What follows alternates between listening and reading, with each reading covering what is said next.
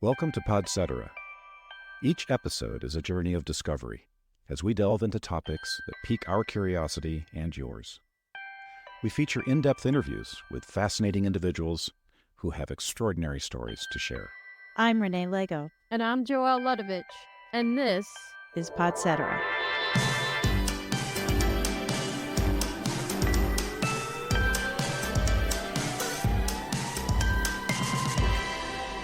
Maria Sammartino and Peter Frycki, welcome to Podcetera. Thanks for joining us. Thanks for having us. Pleasure.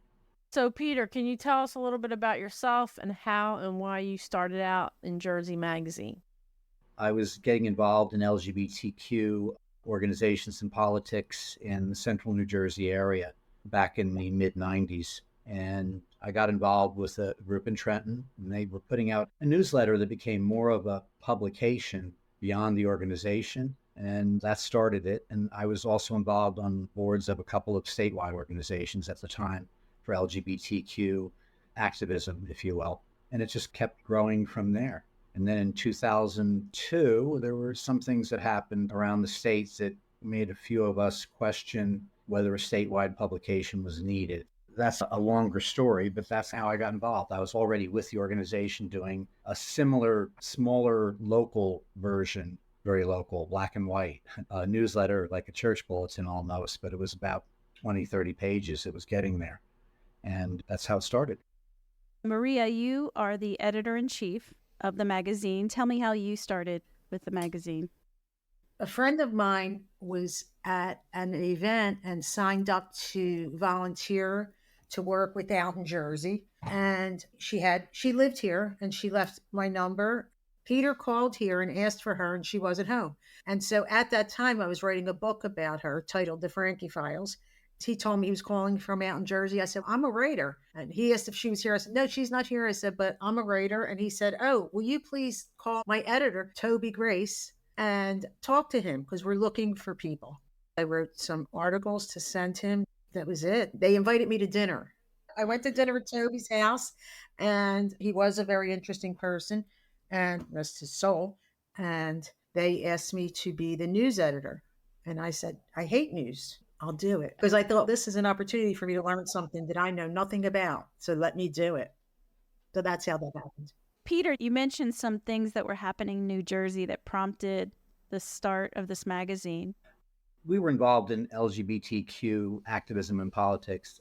Toby Grace, who Maria mentioned, who was the initial editor of Out in Jersey, he and I were both writing and doing some work for the local Trenton Gay and Lesbian Civic Association here. And he got involved with that publication for that organization because he was writing incredible letters to the editor to a local paper called the Trentonian. And I just reached out to him like we reached out to Maria eventually. And I said, Toby, you write these great little letters to the editor for the straight readers of the Trentonian. Wouldn't you like to write for our organization? Because I happened to be secretary of the organization. I knew he was on the mailing list.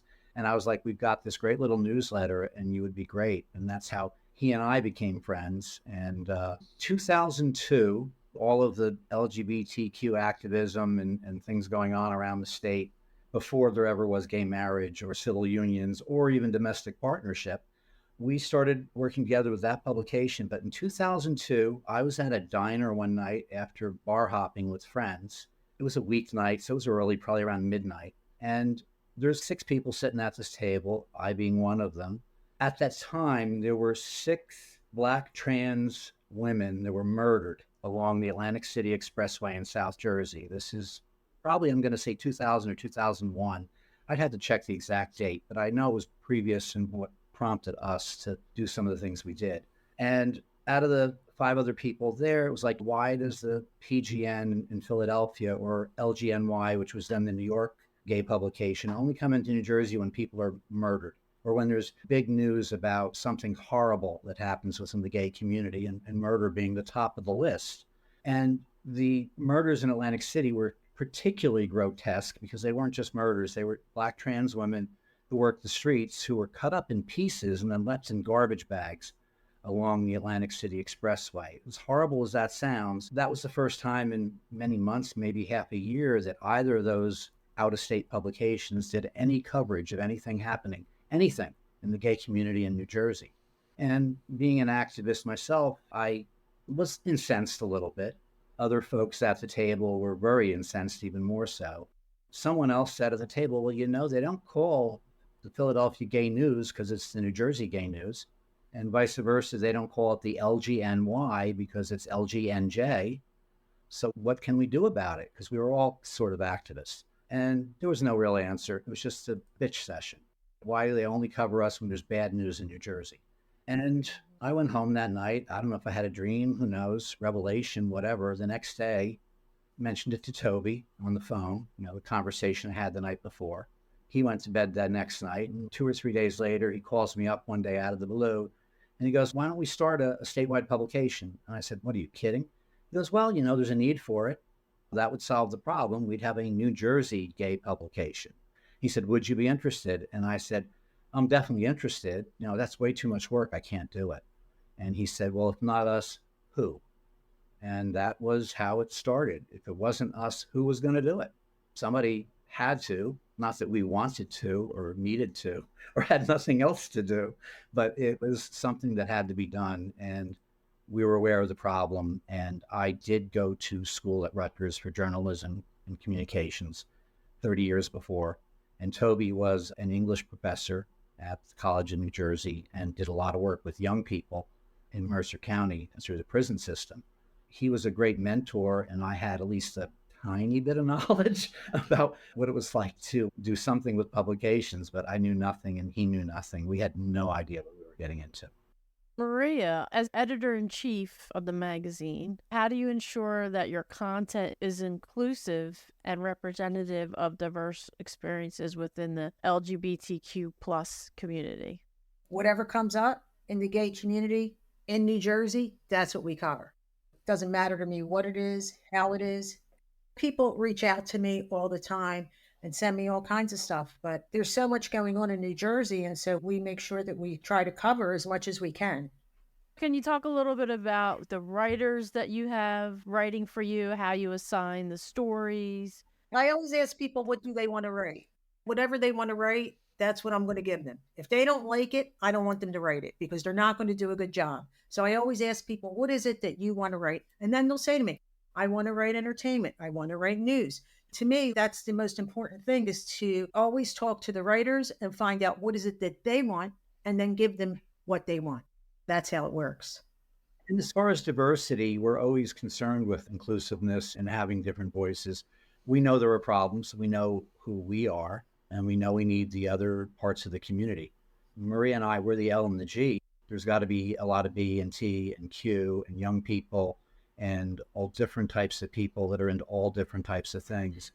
And that's become even more important as the years have gone by. Early days, it was all about marriage equality. Well, we have it.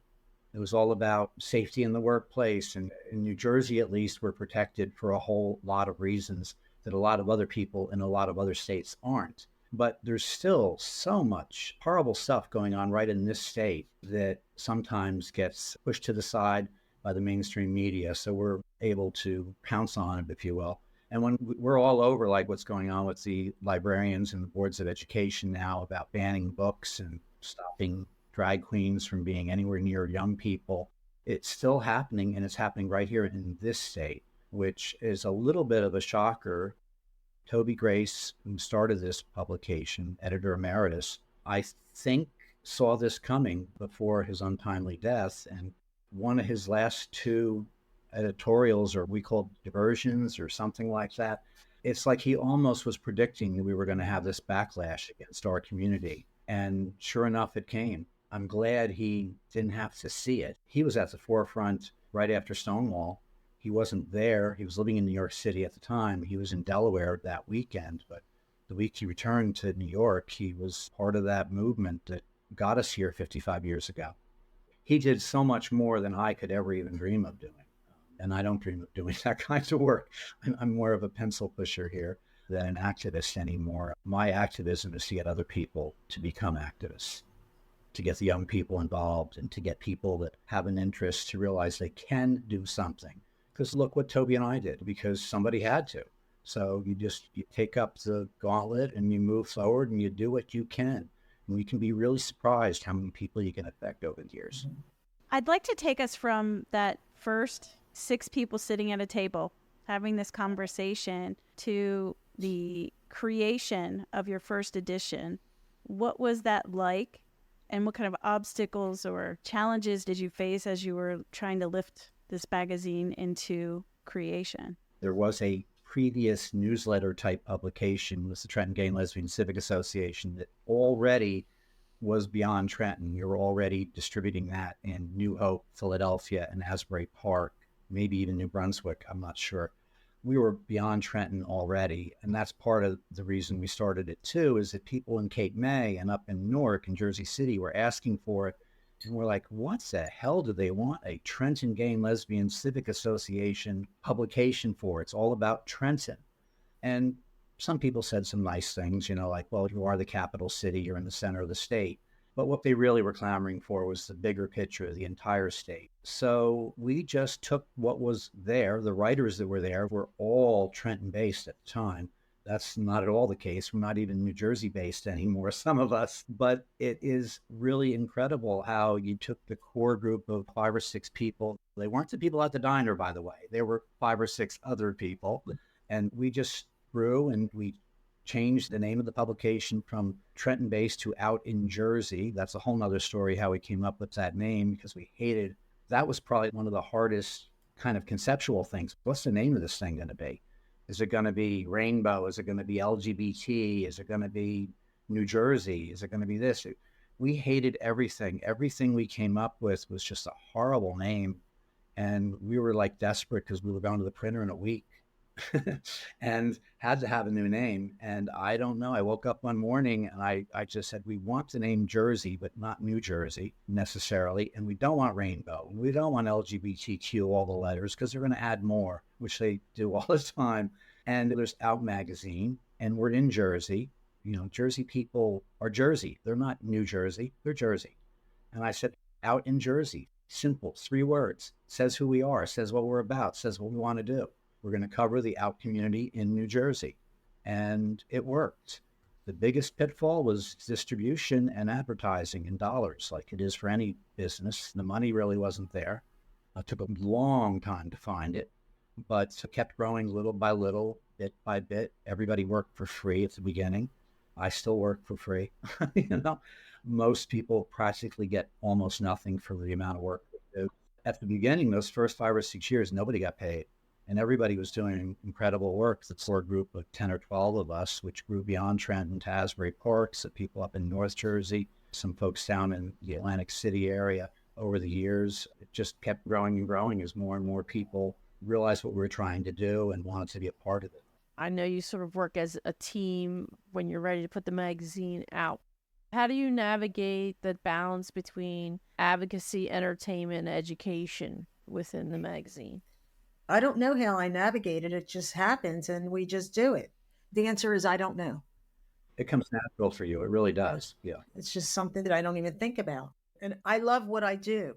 And when you love what you do, you don't really have to think about it, right? Like it just comes and you go, okay, that's great. Yeah. Now there's times when I'll be like, Peter, what do you think about, we put so-and-so on the cover? What do you think about an article on this person? So I run things by Peter too. We all work together. There's other editors too that come up with their own ideas, what they want to do. I think what you're asking is, how do we navigate the balance between being entertainment, being education, or being advocacy? We consider them all one and the same. If you notice, a lot of our feature articles are, semi-famous or very famous people that are celebrities in the music or entertainment or movie industries.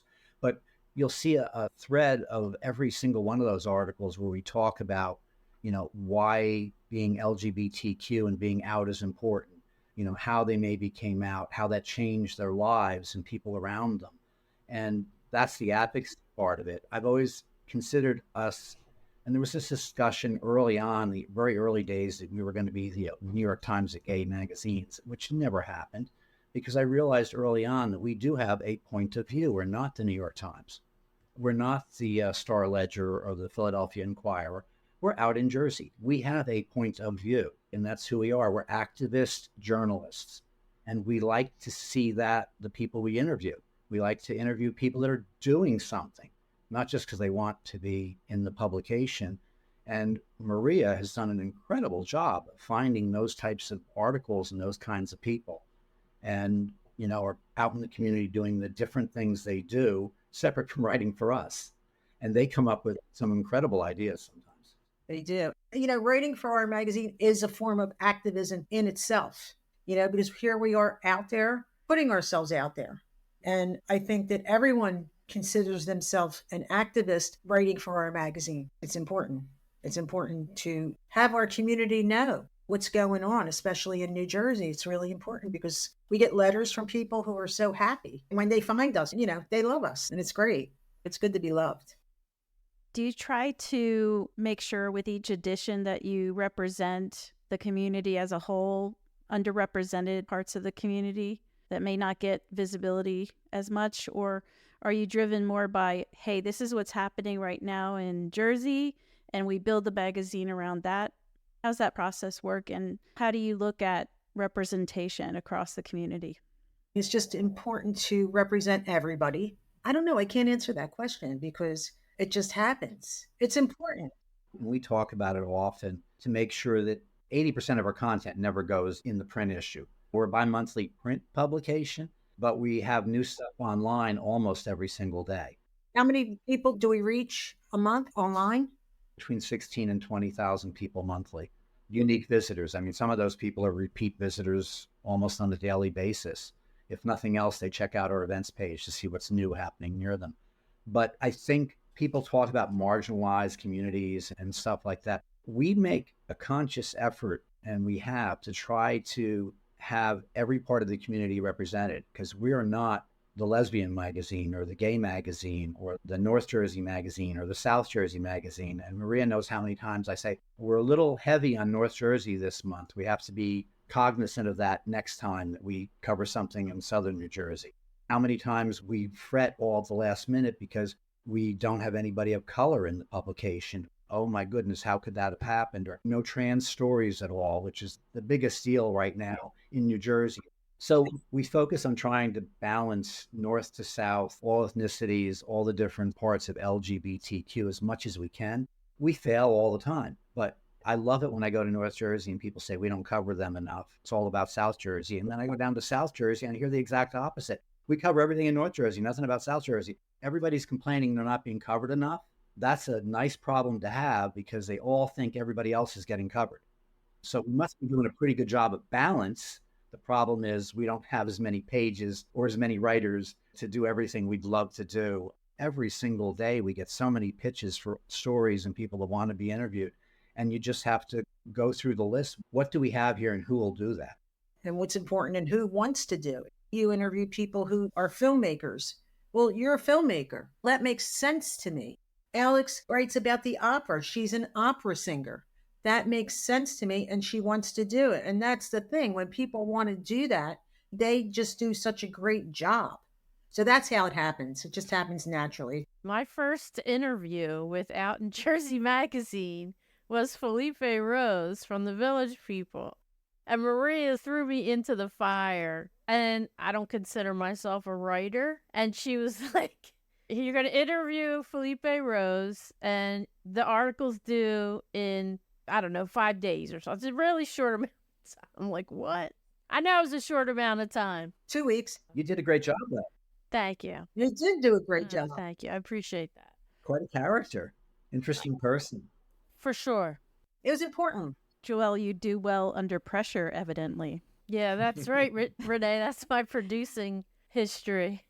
Thanks. We used to produce live television together. Talk about pressure and not knowing what you're doing. Hello? No, I'm just kidding.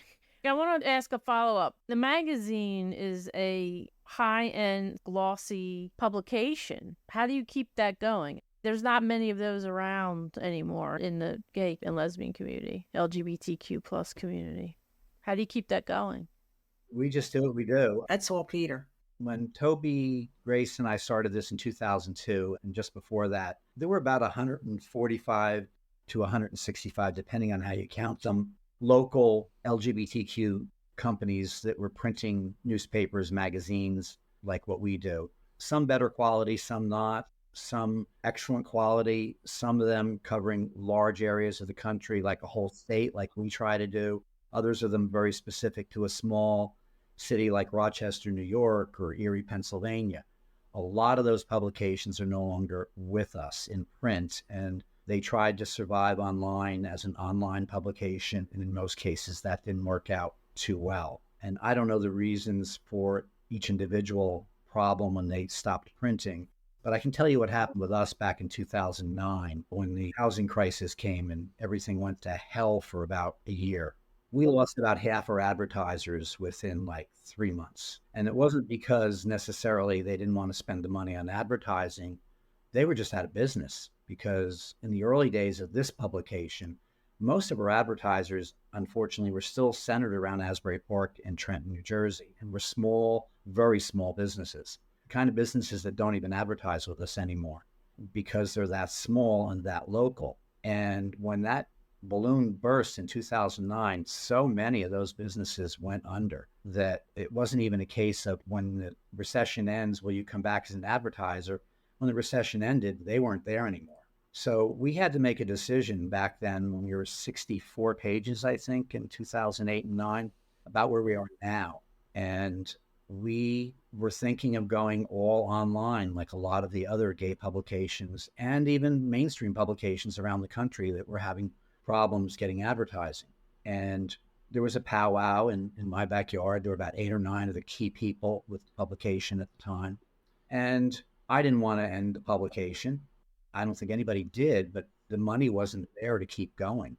The guy that created our website to be an online blog, which could be updated on a daily basis, before that it was a placeholder. It was only a year before, in 2008, we actually had a real website that actually had news and events and things that were of interest, that were of help to the community on the web, and articles on the web that we couldn't fit in print. And the guy that created that website, who was also a photographer for us at the time, was at that powwow. And when he heard that I, the publisher, I was ready to just pull the plug on the print and go online only, he said, "No, you can't do that." And I said, "You're the website guy. You know we can." And he goes, "No, you can't." He goes, "You're going to lose your storefront." I said, "What do you mean?" He goes, "Think of your print publication as a storefront. Who's going to know you're on the web with 100,000 other sites that are, screaming for attention? Or the other 100 LGBTQ publications that have gone online, you're just going to be another one that did it. Without the storefront, you lose the ability to reach the new people, the young people, the people that have never heard of you." And I looked at him and I said, "I don't know how we can do this. We just don't have." He goes, "What's the smallest we can print and still you'd consider it a magazine?" I said, "We really should go to 24 pages because that's what we can afford right now. I can do some other cutbacks and we'd go to 32 pages. It at least will look like a large pamphlet." And that's what we did for about 3 years. How do we do it? We do what we have to do to keep it going. I knew as soon as COVID hit that we were going to lose advertising and we were going to not be able to distribute in a lot of places. So instead of printing 6,000, we printed 2,500, and we still weren't able to get them any place people could pick them up. And we also cut our pages again. I think we went back down to 48 pages, which killed me, but we had to. But I knew what to do right away. And we came out of that. And again, it took us 4 or 5 years to come back to where we are now. And now we are more pages than we've ever been, distributing at twice as many places than we ever did pre-COVID. We sell advertising online. Print's an extra. If you want to pay a little more, you get print, because everybody wants to be on the website. But any advertiser that's being offered print for an extra couple of $100, it's like, "Oh, really?" That's like icing on the cake. Seems to be working, at least so far. And I hope it keeps going. Like I said, one of the few regional, local, if you will, gay publications in the country still going. Last time I counted, there were less than 50 of us. And when we started, there were over 150. So there's a real shrinkage in printing everywhere. And in the LGBTQ press, it's the same. And we're not giving up because there's so many people that, older people, they're not online. They look forward to get the magazine. Tell them about the letter we got from that guy that went to the Jersey City bookstore. He didn't know anything about it. And then, now, he's got his, what does he do? He's retired, lives somewhere in North Jersey, near Jersey City. He's able to take the PATH train in to Jersey City. just to pick up Out in Jersey magazine because it's his connection. He's an older gentleman, retired. He has no real connection to the gay community because of different frailties or whatever. And it's a big thrill to him every 2 months to go into Jersey City to this place he knows that he can get the publication. And he wrote us this incredible, cute little letter, with drawings about how thrilled he is and where his connection to the community that he used to be a big part of and just isn't able to feel a part of like he used to. We help him get there at least every 2 months. There's other people that are older, like their connection is the print publication coming in the mail. They have probably about half a dozen subscribers that whenever their time comes up, they're like, I look forward to Out in Jersey magazine every 8 weeks. It's the big thing in their life. And I laugh and Maria smiles and probably giggles about it. You realize that you really are doing something for somebody that you didn't even realize you were doing until you get those kinds of letters. Toby Grace was at a gas station in Trenton. This is going back more than a decade. And he ran into a 20-something-year-old who was pumping gas. And he saw the magazine sitting in Toby's car. He said, oh, you get that magazine too? And then Toby told him he was the editor, previous to Maria being editor. And the young man said that Out in Jersey was what saved him when he was 17. He happened to be at a coffee shop or library, I forget what it was, and he was actually starting to contemplate suicide because he knew no gay people, knew he was gay, family was going to hate him if he came out, and finding the publication and knowing there were other gay people. And you'd think, geez, 10 years ago, there was an internet. There was other outlets, but the outlet he found was us. And that made him whole again, and connection for people is so important and profound because, as we get older, maybe not go out as much to connect with the community, but we still want to know what's going on in the community. Having that publication, that's our connection to the community a lot of times. I think exactly what you're saying too. Like you have stories to prove that. So that's right. How many mailers do you do per issue, a month or bi-monthly? We're primarily a free publication, so the 335 locations were available from Rochester, New York, down to Rehoboth is our primary distribution. In some of those places, we only leave 3 or 4 issues. Other places, we might leave 100 or 200. So there aren't that many mailings. Our subscriber base has never been large. It's never been more than 200 or 300. But we also mail to some key people in our own organization, of course, and key activists around the state that whether they subscribe for it or not, they get it. It's a little less than 300 issues get mailed out on a regular basis through single individual envelopes. We do a lot of priority mail to libraries and stuff where there's packets of magazines, but it's primarily free distribution. We know if we charged for it, probably a lot of people wouldn't pay for it and wouldn't pick it up. We wanted to make it available as much as we could, as easily as we could, at as many places as we could. We always keep growing those. Due to current events, have you been seeing people remove your publication because of what's going on nationwide? Not recently. It's interesting you ask this because we have been removed from some public libraries in New Jersey. But it's all pre-COVID, and it's all interesting stories that are the kind of thing I'd like to talk about off record, because it really is an individual acting as if they're in charge of the library, and they are not. We know there's been complaints about our magazines being in public libraries, and we'll win on that every time because we are not the kind of publication that should be banned considering what else is in public libraries. And there's nothing we do that is a real problem except for people that really hate the queer community, period. And they're not going to go away, and they exist even in this garden state. Can you share some examples of particularly impactful stories or features your magazine has published and the effect that it had on your readership or the broader community? Pulse. That's all you have to say, right? Pulse. I mean, that was unbelievable. It was the largest since 9/11. It was the largest number of people killed in one spot at that time. And then another, I think, 53 injured. Till 2 years later, Las Vegas. But Pulse had the biggest impact, I think, on me personally, and a lot of people. But that story was, we had somebody who was living with us who, her friend just got a job there and was a security guard.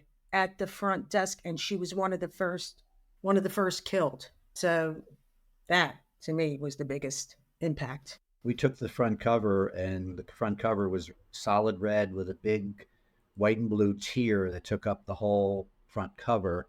And within that tier, we put the names of every one of the folks that were there that night whose lives ended. It probably was the most graphic and simple cover we've ever done, but it said everything just on the front cover. We're not in Wyoming, we're not in Colorado, and we're not in Florida, but that kind of stuff could happen anywhere. That was a real wake-up call to a lot of us, Pulse. It really was. Yeah. I think that goes back to why Maria does what she does. Part of it is to, in some way, honor the folks that did all the work, not just the people that died at Pulse, but the people that died during the AIDS crisis, the people in all the early Pride celebrations where they were hurt or murdered. I mean, I told you how Out in Jersey started because 6 African-American trans women were, murdered and cut in pieces. Many people have suffered tremendously for this LGBTQ movement. And sometimes, I know for me at least, it's part of why I do what I do, because I can. As Toby said, back in 2001 and 2002, if not us, who? We're there to reflect back who the people in our community. And we're doing an incredible amount of work now in the last couple of years, especially about telling stories about history, because many of our young people now that are under 30 don't even know any of the names. They know Stonewall happened. They know it was 100 years ago to them, 55 this coming month. But it seems ancient times when their grandparents were alive, and they're right. But the things that they take for granted and the things that are starting to now be taken away from us all goes back to that. All the folks that have risked their lives, their fortunes, their health for the movement. I grew up in a lesbian household in South Philly. We had our dog shot in the head, we had our house ransacked. I was a child when that happened. So I've seen homophobia in my own home. And in your neighborhood and close to you, that close to you. Oh, God, yes. This is a sticking point for me, how the younger generation needs to be educated, because if they're not seeking it, they're not getting it anywhere. They're not getting it in school. If a college has a LGBTQIA plus history course, if they do, they may take it. Where is the younger generation going to learn about the history of our community if it's not for a magazine like Out in Jersey that talks about Right, that talks about it. It's important. They have gender studies courses and stuff like that in a lot of the colleges, but I don't think most young people have a real even ability to find any of this stuff out until they're in college. And now the colleges are coming under attack for even teaching it in some states. They want us back in the closet. They want to erase us again. I personally don't want to go back in the closet, and I want the young people to realize that's where we were when I was a kid. And I know they don't really want to go there. Hopefully they'll go kicking and fighting and the activism will go up. What's happening on college campuses now is nothing to do with LGBTQ for the most part, I think, at all. But it's good to see that some things can rile the young people again. I'm just hoping it's for the right things, Yeah. Well, you need to build another generation of activists because you are under attack. And the trans community and the drag community is under attack right now, big time. And that's just the beginning of it. Oh, God. That is the beginning. Everybody that says, oh, it'll never come from me. That's what a lot of people have said. History repeats itself. As Toby used to tell me all the time, people that don't know their history are bound to repeat it. So we're here again. I think this is something Deborah talked about. Yes, yeah. Yeah. So it seems like apart from awareness of current events and prominent people and issues that are happening at this current time, it seems like your magazine is also about fostering the community in Jersey. How does the magazine bring the community together? By just being available online every day. 365 locations. I mean, we're available. I think our website is just an incredible resource too. Talk about history. There's 20 plus years of information on our website. And our events page every single day. If you don't know what to do and you just came out and you want to go somewhere and meet somebody else that is at least part of the queer community, may not be just like you, but it'll be part of the queer community and help you in some way. You just go to the website and see there's something happening every single day somewhere in New Jersey, sometimes too many things. We're doing layout for our Pride issue as this is being recorded. And there's 38 local prides in New Jersey in June and July. Some of them are huge, like Montclair and North Jersey and Asbury Park. And some of them are barbecues in Flemington, a park get-together in Frenchtown. Some of them are very small and very local. But that is the most important thing, is to be visible in your community. To me, you can't get anywhere until people know who you are. And people don't know who you are unless you let them know who you are. And I'm not talking LGBTQIA. I'm just saying, if you're going to be part of any of that, any one of those letters you identify with, or any one of, allies out there that want to help, there's just so much going on in New Jersey alone. And that was the whole reason we started this thing 20 some years ago, because there was stuff going on in New Jersey and it wasn't getting covered. And if our coverage is just letting you know that there's going to be a barbecue in Ramsey and that you're invited if you live there, hey, that's a good thing. How do you see the future of LGBTQ media evolving, and what role does the magazine play in reshaping or shaping that future? Either one. Maria, we talk about this all the time, don't we? We're in print for the older folks. We're online for the younger folks, but the really younger folks under 35 aren't even online or on email anymore. They're on TikTok.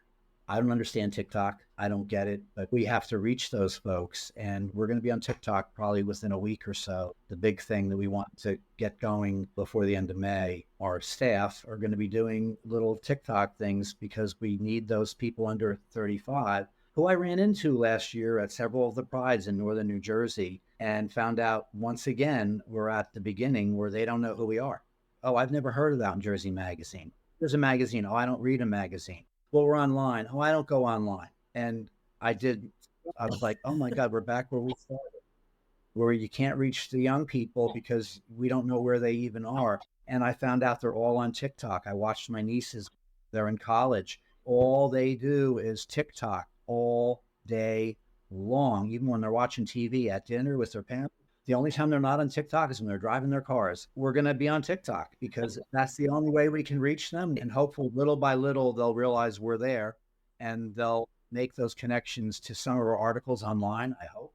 We have to be able to reach them where they are so they know we exist, because if we're not visible, how can we give them visibility? Everything's social networking now. It's scary, but it's something we hopefully can take advantage of and hopefully make work. I sure do hope, and my fingers are crossed every day.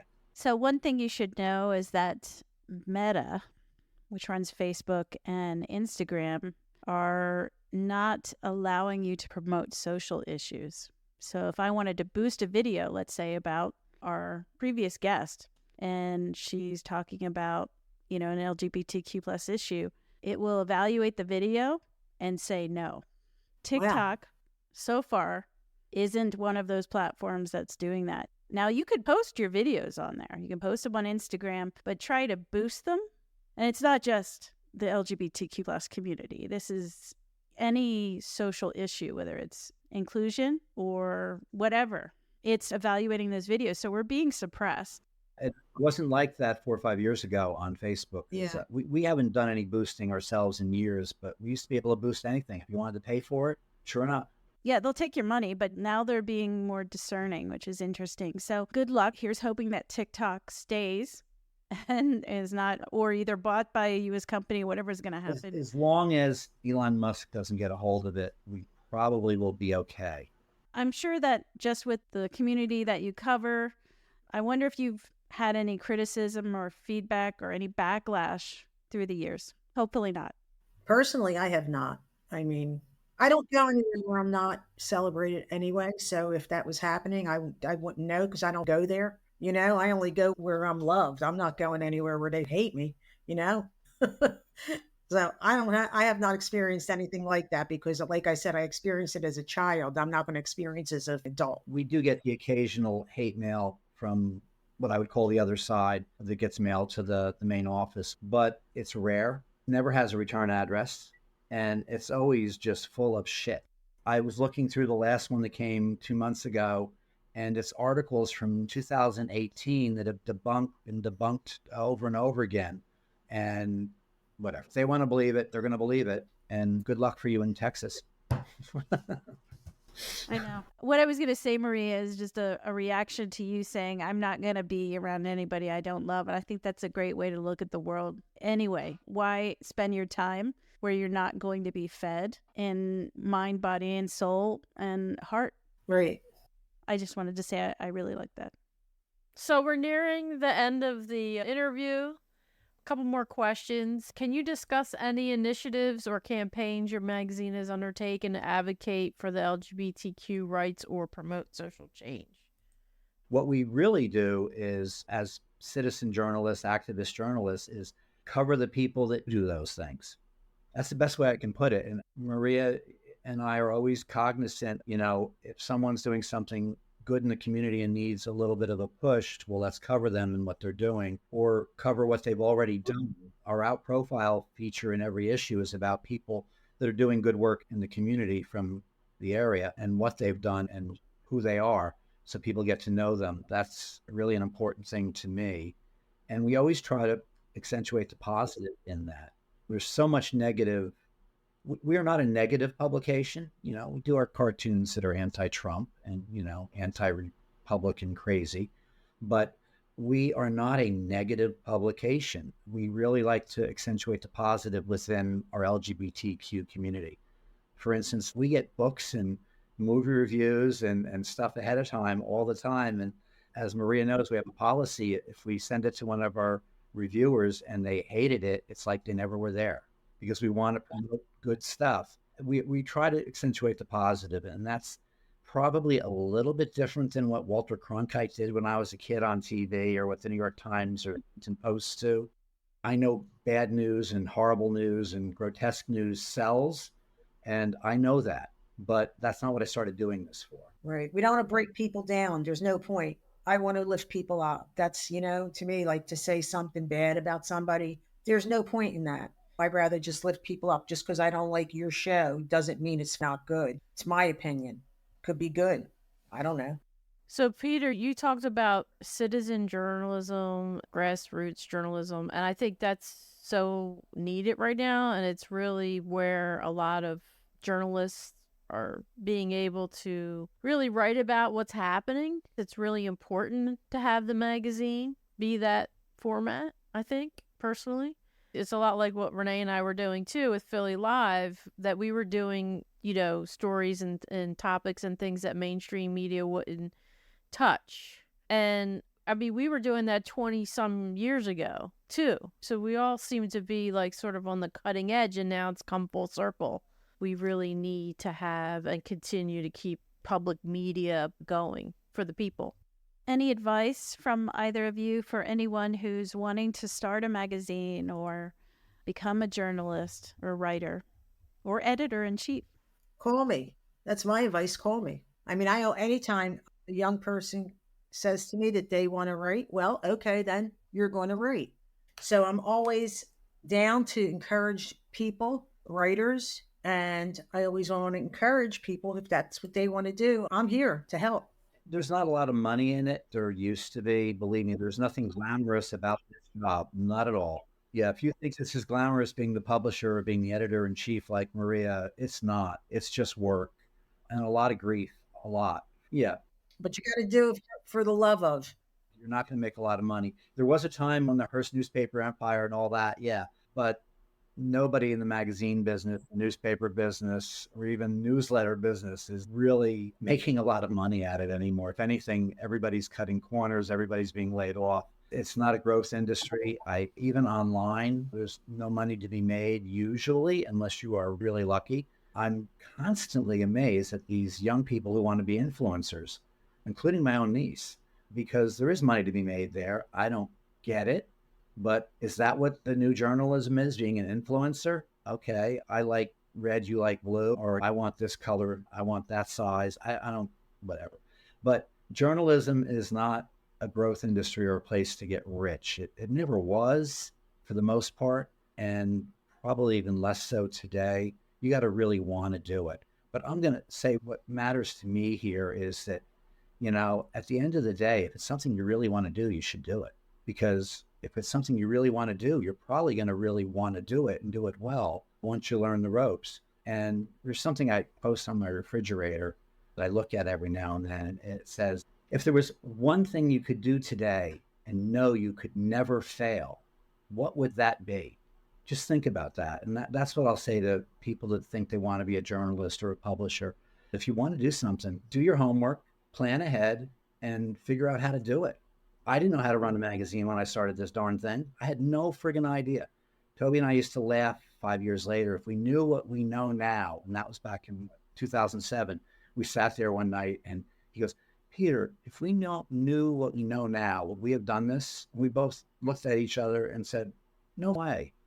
But once you're in it, you're in it, and you're in it for the finish. You're in it for the love of it, for the love of the community. It's so important. Where can folks find the magazine? How can they get in touch? Hopefully you have an internet connection. You go to outjersey.net. That's .net. And go to the About Us page. There's a section there where it says where you can pick up Out in Jersey for free at 335 locations. You can also, on our website, download the latest issue for free. You can subscribe and get home delivery. We love our home delivery subscribers. It's time for our speed round. And question 1 is, and I'll start with Maria, is there a person in your life who has inspired you? She's no longer in my life, but my grandmother. Yeah, my grandmother came from Italy, had her arm cut off by a trolley car. She ran after a ball, and she was 6 years old. And my grandmother learned to knit, crochet, do everything with one arm. Kids, change diapers. She did everything. My grandmother never let that stop her. Peter? I wasn't going to mention a relative, but it would be my mom's mom, my grandmom too, after hearing Maria, because she was what my father's father said, the other side of the family. When we talked about my mom's mom, she's a strong woman. She was. Nothing stopped her, and she was salt of the earth. And she was, to me, when I was a kid, a cross between Katharine Hepburn and Betty Davis, if you can imagine that. She just was. She was a strong woman, and nothing could stop her. But on a personal level in my own life recently, Laura Popel, who's the president of Jersey Pride, I met her in the mid-90s and saw all the kind of work she did to start Jersey Pride, the New Jersey Lesbian and Gay Coalition, which was before there ever was a Garden State Equality. And I knew what activism was by watching her. Great. Maria, if you could travel anywhere in the world, where would you go and why? I could travel anywhere in the world if I want. I can go anywhere, right? Can't we all go anywhere if we want to?